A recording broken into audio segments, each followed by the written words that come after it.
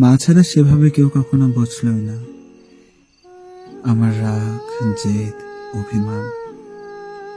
দুহাতা ভাত বেড়ে নিলেই পেট ভরে যাবে কিনা। মা জানে কখন আমি সহজ হই, মেনে বিড়ালের মতো তার গায়ে গাল ঘষে। মা জানে রাতের গাঢ় ঘুম নেই আমার আগের মতো, থেমে যেতে ভয় পাই ইদানিং। একটা খারাপ দিনের পর মাথায় হাত বুলিয়ে দেয়া লাগবে কিনা। আমি তোর পেটে না তুই আমার পেটে হয়েছিস বলে কিরম যেন জেনে যায় সবকিছু, যতটা আমারও নিজেকে জানা হয়নি এতকাল। কোথাও একটা পড়েছিলাম, ঈশ্বর পৃথিবীর সমস্ত জায়গায় একসাথে থাকতে পারবেন না বলে তাই তিনি মাকে পাঠিয়েছেন।